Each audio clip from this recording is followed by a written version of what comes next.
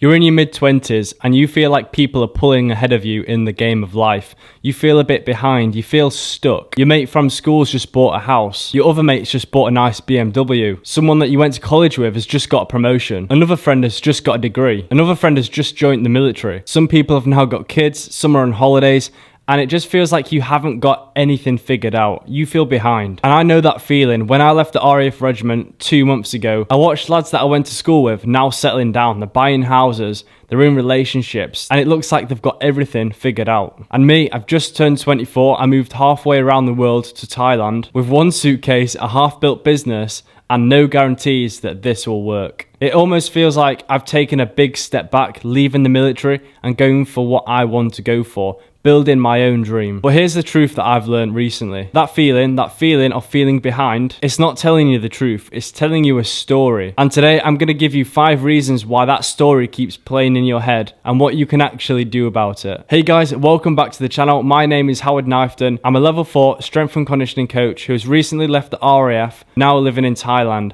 And on this channel, I help you build an aesthetic physique, a robust mindset, and a healthier and happier lifestyle. Let's get into it. Reason 1, you're comparing your chapter 1 to someone's chapter 10. So that lad that you know that's just bought a house, he might have been saving that money since he was 18 years old, living rent-free at his parents' house. That girl that you know that's just got a promotion in her job, she might have been grinding for 6 years to get that promotion. It's all about that unseen work. You don't know the backstory, the work that people have been putting in. That mate that's just bought that BMW, well, it's financed and he doesn't really have the money for it. You don't know, and you'll never know, because you're not seeing their life, you're seeing their best 5 seconds. You're seeing their highlights. They're showing what they want you to see. And social media has done something brutal for our generation. It's taken the highlight reel of 7 billion people and then stitched it into a feed that you scroll lying in bed every single night. And what happens then is that you start comparing your life to social media. When you're having a bad day, when you're feeling uncertain, doubtful, you're feeling like a bit of a failure, your life isn't going the way that you want it to go, then you start scrolling on social media. You're hit with so many social comparisons. Why am I the way I am? Why can't I be like this person? You start comparing your life to their best life. And that's not a fair comparison. And it's not even a real comparison, because everyone has struggles, everyone goes through uncertainty, doubt. Social media just highlights their best life. When I left the military, I could have looked at the lads who stayed in the job and thought they were ahead of me. Stable salary, career progression and pension. And comparing my first month outside of the job to their 10th year inside of the job, you have to ask yourself, am I actually behind in life? Or am I just at the beginning of something that they haven't started yet? Reason 2, you're measuring progress in the wrong units. Houses, cars, job salaries, followers. This is the scoreboard that society's told you that you need to keep on top of, you need to track. And these things give you status. In the UK, I call this keeping up with the Joneses. You're always fighting for that better house, that nicer car. You're always trying to get designer. You're always trying to max out your bank account. And sometimes that costs your own happiness. And if your numbers are lower than the person next to you,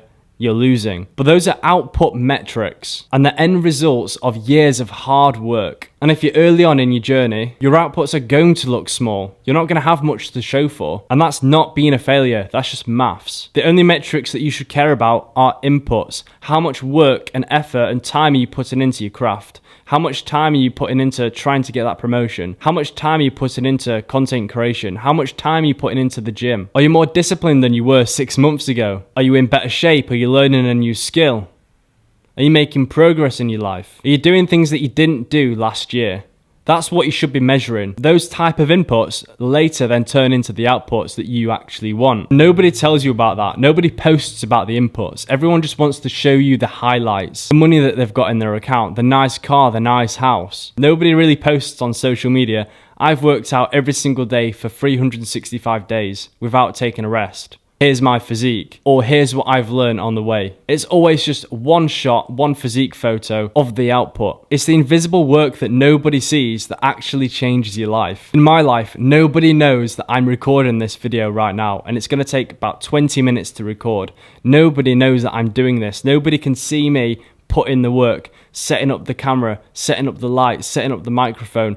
Then nobody sees me editing. Nobody sees me putting in the effort. Nobody sees the inputs. They'll only see the outputs, the followers, the subscribers. So don't get too caught up in the outputs. Focus on the inputs. Reason number 3, you're consuming more than you're creating. 6 hours a day, you're watching YouTube, you're watching Instagram Reels, you're watching people on TikTok live, living their life, building their own lives, but you're not creating something of yourself. You're not designing your own life, absorbing their content, absorbing their opinions, their worldly views, to a point where you don't have your own opinions and thoughts anymore because your mind's been hijacked through content. Theoretically, you're in someone else's life just as much as you're in your own. And this imbalance is normally why people feel behind. And it might be why you're feeling behind. Because every minute that you spend watching someone else's life, it's a minute spent that you're not working on your own thing. And then you wonder why they're ahead. It's simply because they're building, they're creating rather than consuming content. I'm not saying delete social media, delete YouTube, because you can get a lot of great, valuable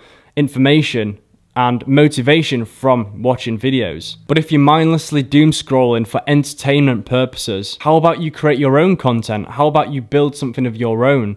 It doesn't have to be content creation. It could be doing anything else but scrolling and watching someone else's life. Reason 4, you haven't defined what being ahead actually looks like. And this is a big one. You feel behind, but behind what? Behind who? What's the definition of feeling behind? You need to sit down in silence and think about the life that you want.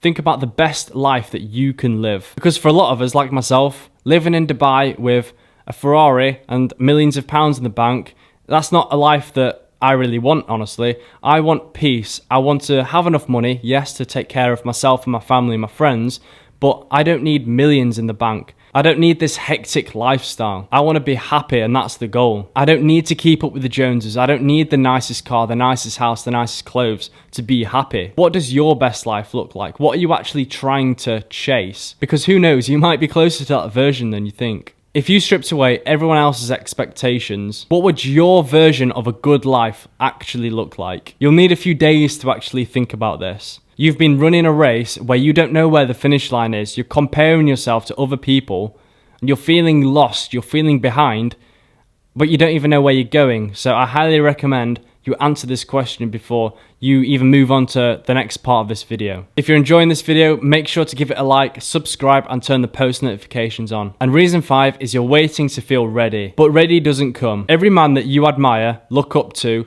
feel inspired by, never felt ready. They started before they felt ready. I didn't feel ready when I started posting YouTube videos. I did not feel ready before I hiked 500 miles. And I can downright guarantee you now that I will not feel ready before I do an ultramarathon in July. There's no such thing as one day I'll feel ready. One day everything will align and I'll just go. You have to make that conscious decision to just get up and go, regardless of how you feel, regardless of the circumstances in your life. Nothing's going to be perfect. Nothing's going to be aligned, but you still have to just be ready to just start something. Even if you don't know how, even if you know that you might feel embarrassed to start, or you know that it's going to be tricky, you don't know what to do, you're going to face failures, rejections. You just have to start. You have to be ready to go. The gap between where you are right now and where you want to be is not filled by readiness. You've heard it all before, but it's filled by action. Messy, imperfect, uncomfortable action. You'll hear about people wanting to create business plans before they even start the business. A load of rubbish. You don't need a business plan. All you need is to get started, then know what to do. So here's what I want to leave you with. You're comparing your version of success to a version that you never wanted in the first place. You're measuring your day 1 to someone's day 100. You're watching more than you're building. You haven't decided what winning looks like, and you're waiting for permission from a feeling that will never show up. Now that's not a personal flaw, it's a design problem. And I'll tell you something, design problems, they always have a solution. Now if you resonated with this video and you found it valuable and you're going to take something from this, I highly recommend that you check out the SINS framework. It's the foundation I use to rebuild my own sense of direction after leaving the military. It walks you through the first steps of getting your head straight and building structure in your day. In the SINS framework, I break down how to build high standards in your life, how to have an identity shift, how to build non-negotiables in your life, and how to create systems so that you never have to run on motivation anymore. If that is something that you're interested in, go down to the description below. It's the first link. Sign up using your email and I'll send it straight away.